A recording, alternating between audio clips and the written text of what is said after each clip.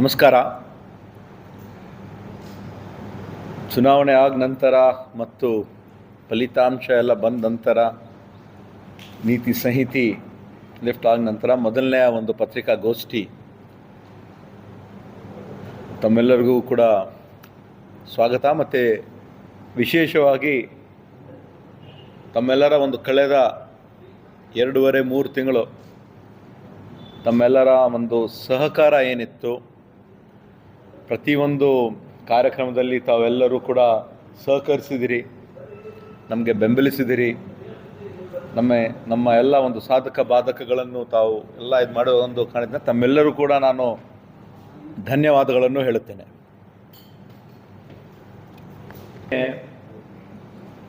ನಾವು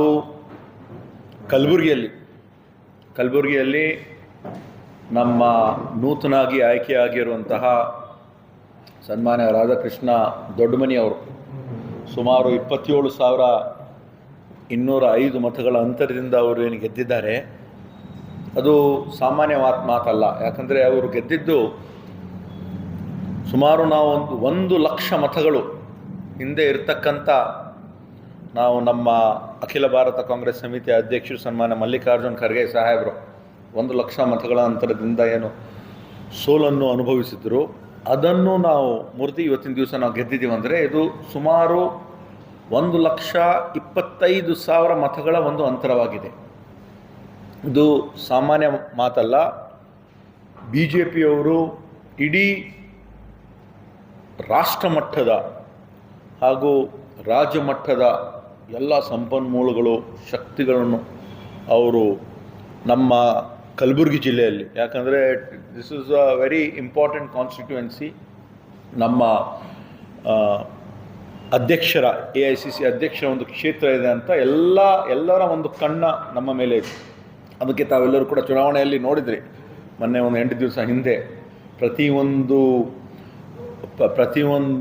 ಟೇಬಲಲ್ಲಿ ಪ್ರತಿಯೊಂದು ರೌಂಡಲ್ಲಿ ಹೆಚ್ಚು ಕಡಿಮೆ ಆಗ್ತಾ ಒಂದು ಹಾವು ಇಣಿ ಒಂದು ಸರಾಸರಿ ನಡೀತಾ ಇತ್ತು. ಇವತ್ತು ನಾವು ಗೆದ್ದಿದ್ದೀವಂದರೆ ಇಡೀ ನಮ್ಮ ಕಲಬುರಗಿಯಲ್ಲಿ ಇರ್ತಕ್ಕಂಥಬಹುದು. ಆದರೆ ನಮ್ಮ ಕಲ್ಯಾಣ ಕರ್ನಾಟಕ ಭಾಗದಲ್ಲಿ ಭಾಳಷ್ಟು ಕೆಲಸ ಕಾರ್ಯಗಳು, ವಿಶೇಷವಾಗಿ ಅದು ಆಗಿರುವುದು ಆರ್ಟಿಕಲ್ 371J ತಿದ್ದುಪಡಿ ಮತ್ತು ಈ ಒಂದು ಕಲ್ಯಾಣ ಕರ್ನಾಟಕ ಅಭಿವೃದ್ಧಿ ಮಂಡಳಿಯ ಒಂದು ದೊಡ್ಡ ಪಾತ್ರವಿದೆ. ಎಲ್ಲ ಕಡೆ ಹಳ್ಳಿಯಲ್ಲಿ ಇವಾಗ CC ರಸ್ತೆಗಳಾಗಲಿ ಡ್ರೈನ್ಗಳಾಗಲಿ ಕೆಲಸ ಪ್ರಾರಂಭ ಆಗಿ ಒಂದು ಹಂತದಲ್ಲಿದೆ.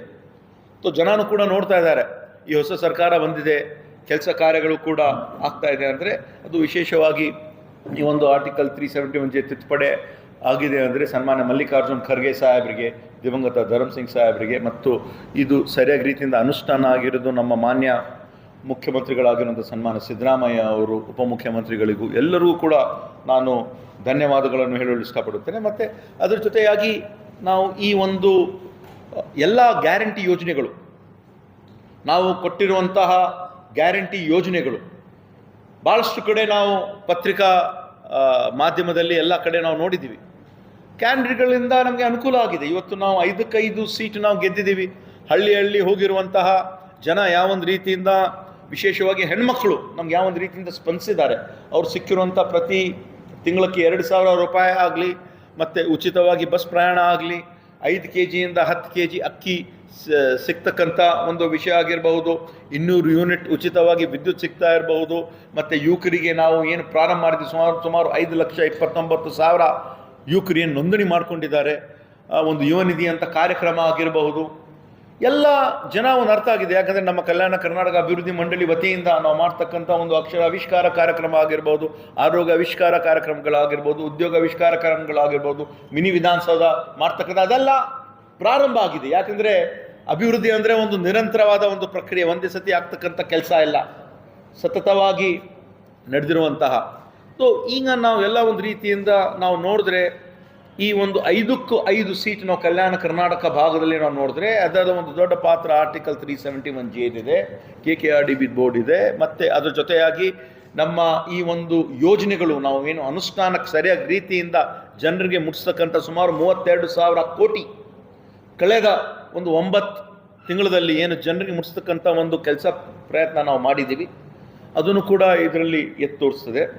ಮತ್ತು ವಿಶೇಷವಾಗಿ ಮಾನ್ಯ ಮುಖ್ಯಮಂತ್ರಿಯವರು ಕೂಡ ಭಾಳ ವಿಶೇಷ ಕಾಳಜಿಯನ್ನು ವಹಿಸಿ ನಾಡಿದ್ದು 14ನೇ ತಾರೀಕು ಬೆಳಗ್ಗೆ 9 ಗಂಟೆಗೆ ಗೃಹ ಕಚೇರಿ ಕೃಷ್ಣಾದಲ್ಲಿ ಈ ಒಂದು ಭಾಗದ ಎಲ್ಲ ಸಚಿವರಿಗೆ ಹಾಗೂ ಇಲ್ಲಿರ್ತಕ್ಕಂಥ ಎಲ್ಲ ನಮ್ಮ ಬೋರ್ಡಲ್ಲಿ ಇರ್ತಕ್ಕಂಥ ನಮ್ಮ ಕಾರ್ಯದರ್ಶಿಗಳು, ಪ್ಲ್ಯಾನಿಂಗ್ ಕಾರ್ಯದರ್ಶಿಗಳು, ಅವ್ರಿಗೆಲ್ಲರೂ ಕರೆಸಿ ಒಂದು ರಿವ್ಯೂ ಮೀಟಿಂಗ್ ಮಾಡ್ತಾ ಇದ್ದಾರೆ. ಅವರು ಭಾಳ ಸಂತೋಷದಲ್ಲಿದ್ದಾರೆ. ಹಿಂದಿನ ವರ್ಷ ಬೇರೆ ಬೇರೆ ಕಾರಣಗಳಿಂದ, ಯಾಕಂದರೆ ನಮಗೆ ಜಾಸ್ತಿ ಸಮಯ ಸಿಕ್ಕಿರಲಿಲ್ಲ, ಬರೀ 3,000 ಕೋಟಿ ಬಂದಿದೆ. ಈ ಬಾರಿ ಯಾವ ಕಾರಣಕ್ಕೂ ನಮ್ಮ ಕಲ್ಯಾಣ ಕರ್ನಾಟಕ ಈ ಒಂದು ಅಭಿವೃದ್ಧಿಗಾಗಿ ಅಭಿವೃದ್ಧಿ ಮಂಡಳಿಗೆ 5,000 ನಮ್ಮ ಸರ್ಕಾರ ಕಡೆಯಿಂದ ಯಾವೊಂದು ರೀತಿಯಿಂದ ನಾವು ಹೇಳಿದ್ದೀವಿ. ಅದಕ್ಕೆ ಒಂದು ರಿವ್ಯೂ ಮೀಟಿಂಗ್ ನಾಡಿದ್ದು ಮಾನ್ಯ ಮುಖ್ಯಮಂತ್ರಿಯವರು ಕರೆದಿದ್ದಾರೆ. ಒಂದು ಪ್ರಯತ್ನ ಏನು ಕಳೆದ ಒಂದು 3-4 ವರ್ಷದಲ್ಲಿ ಕಾಶ್ಮೀರಿಂದ ಕನ್ಯಾಕುಮಾರಿವರೆಗೆ ಎಲ್ಲ ಕಡೆ ಸಂಚಾರವನ್ನು ಮಾಡಿ ಭಾರತ್ ಜೋಡೋ ಯಾತ್ರಾ 1, ಭಾರತ್ ಜೋಡೋ ಯಾತ್ರಾ 2ರಲ್ಲಿ ಮೊದಲನೇ ಒಂದು ಭಾರತ್ ಜೋಡೋ ಯಾತ್ರಾದಲ್ಲಿ ಸುಮಾರು 3,500 ಕಿಲೋಮೀಟರ್ಗಳು ಅವರು ಸಂಚಾರವನ್ನು ಮಾಡಿದೆ. ಎಲ್ಲ ಸೇರಿಸಿದರೆ ಸುಮಾರು ಒಂದು 7-8 ಸಾವಿರ ಕಿಲೋಮೀಟರ್ಗಳು ಅವರು ನಡ್ಕೊಂಡು ಜನರ ಮಧ್ಯೆಯಲ್ಲಿರ್ತಕ್ಕಂಥ ಒಂದು ಸಮಸ್ಯೆಗಳನ್ನು ಅರಿತುಕೊಂಡು ಹಗಲು ಎರಳು ಅವರು ಮಾತು ಕೊಡ್ತಕ್ಕಂಥ, ಬೇರೆಯವರು ಏನು ಟ್ರೋಲ್ ಮಾಡ್ತಾಯಿದ್ರು ಅದೆಲ್ಲ ಸುಳ್ಳು ಇದೆ ಅಂತ ಜನರ ಮಧ್ಯೆ ಇದ್ದುಬಿಟ್ಟು ಜನರ ಸಮಸ್ಯೆಯನ್ನು ಅರಿತುಕೊಂಡು ಏನು ಅವಶ್ಯಕತೆ ಇದೆ, ಜನರಿಗೆ ಏನು ಬೇಕಾಗಿದೆ ಅಂತ ಒಂದು ರೀತಿಯಿಂದ ಒಂದು ಕಾಂಗ್ರೆಸ್ ಪಕ್ಷದ ಒಂದು ಮ್ಯಾನಿಫೆಸ್ಟೋನು ಕೂಡ ಅವರು ಮಾಡಿದ್ದಾರೆ. ಅವರ ಒಂದು ಭಾಳ ಒಂದು ದೊಡ್ಡ ಪಾತ್ರ ಇದೆ. ಯಾವೊಂದು ರೀತಿಯಿಂದ ಜನರಿಗೆ ನೇರವಾಗಿ ಮುಟ್ಟಿಸ್ತಕ್ಕಂಥ ಈ ಒಂದು ನ್ಯಾಯಪತ್ರ, ಯುವ ನ್ಯಾಯ, ನಾರಿ ನ್ಯಾಯ, ಕಿಸಾನ್ ನ್ಯಾಯ, ಶ್ರಮಿಕರ ನ್ಯಾಯ, ಸಮಾನತೆ ನ್ಯಾಯ ಜನರಿಗೆ ಮಾಡ್ತಕ್ಕಂಥ ಜನ ಒಪ್ಕೊಂಡಿದ್ದಾರೆ. ಇವತ್ತು ಈ ಒಂದು ಮಟ್ಟಕ್ಕೆ ಬಂದು ನಾವು ಇಷ್ಟು ಹತ್ತಿರ ಬಂದಿದ್ದೀವಿ. ಆದರೆ ಮುಂದೆ ಬರ್ತಕ್ಕಂಥ ದಿನಗಳಲ್ಲಿ ಮತ್ತೆ ನಮ್ಮ ಸರ್ಕಾರ 6 ತಿಂಗಳಾಗಿರ್ಬೋದು, 1 ವರ್ಷ ಆಗಿರ್ಬೋದು, ನಮ್ಮ ಸರ್ಕಾರ ಬರಬಹುದು ಅಂತಲೂ ಕೂಡ ನಮ್ಮ ಒಂದು ರೀತಿಯಿಂದ ಒಂದು ನಿರೀಕ್ಷೆ ಇದೆ. ಈಗ ನಾವು ನೋಡ್ತಾ ಇದ್ದೀವಿ ದೇಶಾದ್ಯಂತ ಇರ್ತಕ್ಕಂಥ ಒಂದು ಎಕ್ಸಿಟ್ ಪೋಲ್ಸ್ ಎಲ್ಲ ತಾವೆಲ್ಲರೂ ನೋಡಿದ್ವಿ. ಎಕ್ಸಿಟ್ ಪೋಲ್ಸು ಆಗಿದ್ದು ಅದು ಯಾವೊಂದು ಕಾರಣಕ್ಕಾಯಿತು, ಏನಾಯಿತು, ಬಹುಶಃ ಯಾವುದಾದ್ರೆ ಒಂದು ಚಾನೆಲ್ ಬಿಟ್ಟರೆ ಎಲ್ಲರೂ ಒಂದೇ ಕಡೆ ಹೇಳ್ಬಿಟ್ರದು. ಅದು ಏನು ಕಾರಣ ಇದೆ ಅಂತ ತನಿಖೆ ಆಗಬೇಕು ಅಂತ ನಮ್ಮ ರಾಹುಲ್ ಗಾಂಧಿ ಅವರು ಒಂದು ಪತ್ರಿಕಾಗೋಷ್ಠಿ ಮಾಡಿ ಸುಮಾರು ಒಂದು 30 ಲಕ್ಷ ಕೋಟಿ ರೂಪಾಯಿ ಕೇವಲ 1-2 ದಿವಸದಲ್ಲೇ. ಇದು ಯಾರ್ದು ಹಣ? ಇದು ಬಡವರ ಹಣ, ಜನಸಾಮಾನ್ಯರ ಹಣ. ತಾವು ನೋಡಿದ್ರೆ ಒಂದು ದಿವಸದಲ್ಲಿ ಈ ಥರ ಏನಾಗ್ಬಿಡ್ತಾರೆ, ಜನಸಾಮಾನ್ಯರು ಟಿ ವಿಯಲ್ಲಿ ಬರ್ತಿದ್ದು ನಿಜಾನೇ ಅಂದ್ಕೊಳ್ತಾರೆ. ಆ ಒಂದು ಭರವಸೆ ಮೇಲೆ, ಆ ಒಂದು ವಿಶ್ವಾಸ ಮೇಲೆ ಈ ಒಂದು ಜನಸಾಮಾನ್ಯರು 1 ಲಕ್ಷ ಆಗಲಿ, 50,000 ಆಗಲಿ, 7 ಲಕ್ಷ ಆಗಲಿ ಏನಾದರೂ ಶೇರ್ ಮಾರ್ಕೆಟಲ್ಲಿ ಹಾಕಿ ಕಳ್ಕೊಂಡಿದ್ದು ಯಾರಿಗೆ ಅನುಕೂಲ ಆಗ್ತದೆ? ಹಾಕಿರಲಾಗೋದು ಅದಾನಿ ಅಂಬಾನಿ ಅವ್ರಿಗೆ ಅನುಕೂಲ ಆಗ್ತದೆ. ಇದು 30 ಲಕ್ಷ ಕೋಟಿ ಒಂದೆರಡು ದಿವಸದಲ್ಲಿ ಏರ್ಪೇರ್ ಆಗಬೇಕಂದ್ರೆ ಇದರ ಬಗ್ಗೆ ನಾವು ವಿಚಾರ ಮಾಡಬೇಕಾಗ್ತದೆ. ಮುಂದೆ ಬರ್ತಕ್ಕಂಥ ದಿನಗಳಲ್ಲಿ ಏನು ಎಕ್ಸಿಟ್ ಪೋಲ್ಸ್ ಏನು ಎರಡು ದಿವಸದಲ್ಲಿ ಹೆಂಗೂ ಫಲಿತಾಂಶ ಗೊತ್ತಾಗ್ಬಿಡ್ತದೆ. ಏನು ಬ್ಯಾನ್ ಮಾಡಬೇಕಾ, ಏನು ಮಾಡಬೇಕು, ಜನರಿಗೆ ಏನು ಅನುಕೂಲ ಆಗಬೇಕು ಅಂತ ಕೂಡ ನಾವು ವಿಚಾರ ಮಾಡ್ತಕ್ಕಂಥ ಒಂದು ಅತಿ ಅವಶ್ಯಕತೆ ಇದೆ. ಅದೇ ಬ್ಯಾನ್ ಮಾಡಬೇಕಂತ ಇದು ಆಗಬೇಕಾಗಿದೆ. ಏನು ಕಾರಣ ಇದೆ? ಶೇರ್ ಮಾರ್ಕೆಟಲ್ಲಿ ಇಷ್ಟೊಂದು 30 ಲಕ್ಷ 40 ಲಕ್ಷ ಕೋಟಿ ಏರ್ಪೇರು ಆಗಿ ಕೆಲವು ಎಲ್ಲ ಒಂದು ಉದ್ಯೋಗಪತಿಗಳಿಗೆ ಇದು ಅನುಕೂಲ ಆಗ್ತಾ ಇದೆ, ಜನಸಾಮಾನ್ಯರಿಗೆ ಅನಾನುಕೂಲ ಆಗ್ತಾ ಇದೆ. ಅಂದರೆ ಇದು ಎಕ್ಸಿಟ್ ಪೋಲ್ಸ್ ನಮ್ಗೆ ಬೇಕಾ ಅಂತ ನಾವು ವಿಚಾರ ಮಾಡಬೇಕಾಗ್ತದೆ. ಹೆಂಗೂ ಫಲಿತಾಂಶ 2 ದಿವಸ ನಂತರ ಬಂದೇ ಬರ್ತದೆ. ಆ ಒಂದು ಜನ ಅವಲಂಬಿತ ಆಗಿ ಅದರ ಬಗ್ಗೆ ಶೇರ್ ಮಾರ್ಕೆಟಲ್ಲಾಗಲಿ ಬೇರೆ ಬೇರೆ ವಹಿವಾಟ ಮಾಡ್ತಾ ಇದ್ದಾರೆ. ಅಂದರೆ ನಮ್ಮ ದೇಶದಲ್ಲಿರ್ತಕ್ಕಂಥ ಜನಸಾಮಾನ್ಯರಿಗೆ ಯಾವ ಕಾರಣಕ್ಕೂ ಅನಾನುಕೂಲ ಆಗಕೂಡ್ದು.